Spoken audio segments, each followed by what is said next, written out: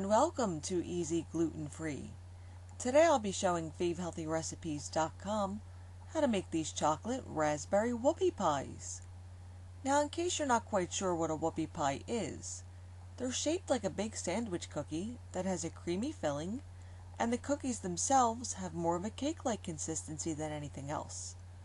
Now, the classic version is done with a chocolate cake that's usually filled with either a vanilla or marshmallow cream, and that version's fantastic.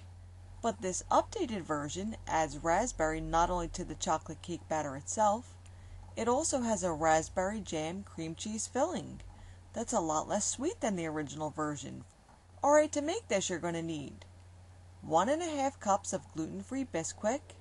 If you're not following a gluten-free diet, you can just stir together this list of ingredients. You'll also need a ½ cup of unsweetened cocoa powder that's been sifted, 1 stick of unsalted butter that's been softened, 1¼ cups of brown sugar firmly packed, 1 large egg, 1/2 cup of milk, 7 ounces of Greek yogurt, 1 teaspoon of vanilla, and 2 teaspoons of raspberry extract.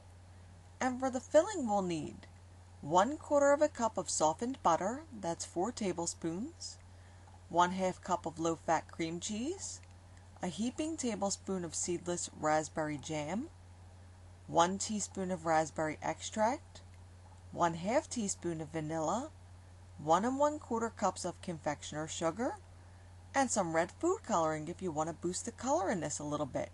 Alright, now to make these, first preheat the oven to 350 degrees and line 2 baking sheets with parchment paper. Now, in a large bowl, whisk together the gluten-free Bisquick or flour mixture, whichever you're using, with the cocoa powder and set it aside. Now, using a stand mixer or a hand mixer, beat together the butter and brown sugar until light and fluffy, then scrape down the bowl, add the egg, and beat until well combined. Scrape down the bowl again with a rubber spatula, add the milk, Greek yogurt, and both the vanilla and raspberry extracts, and beat until everything's smooth and well incorporated. Then add the dry ingredients mixture to the bowl. Beat it at a low speed until everything's combined, then scrape down the bowl and beat it at a medium speed for 2 minutes or until you have a smooth, thick batter. Now spoon mounds of the batter onto the prepared pans. I used a large cookie scoop with a volume of just over 2 tablespoons and space the cakes about 2 inches apart on the sheet.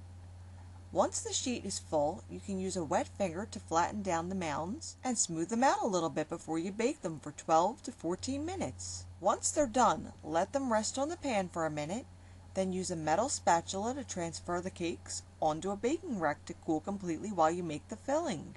Now for the filling, you're just going to want to stir together all of the filling ingredients except for the confectioner's sugar until it's as smooth as you can get it. You can do it by hand like I did today, but a mixer will give you a much smoother, fluffier result. Now beat in the confectioner's sugar until it's well incorporated. Then if you want to boost the color a little, you can beat in 1 drop at a time of red food coloring until you have the color that you're happy with. Now spoon a heaping tablespoon of the frosting into the center of the flat side of half the cakes. Then very gently top off the filled cakes with the remaining cakes. At this point the icing's not very firm, so it'll be really easy to squish it to the edges of the whoopie pie with a little gentle pressure on the top cookie. Now you'll want to refrigerate the whole sheet pan of whoopie pies for about an hour or so to firm up the frosting and make these easy to handle and easy to eat. Unless of course you're making this for a special occasion. Then you can dress them up a little by piping on a few lines of white chocolate or more of the frosting that you filled them with if you want. And then these are ready to serve. And this updated version is a really nice change to the classic whoopie pie with the marshmallow filling. The raspberry cream cheese isn't too sweet, and it has more of a sophisticated feel than the original. But don't worry, you're still going to be eating them with your hands just like you did when you were a kid. So I hope you'll give this updated classic a try, and if you'd like to see the recipe in print, you could always visit my blog. And for additional recipes and tips to fit in with your healthy lifestyle, visit my friends at FaveHealthyRecipes.com. See you again soon.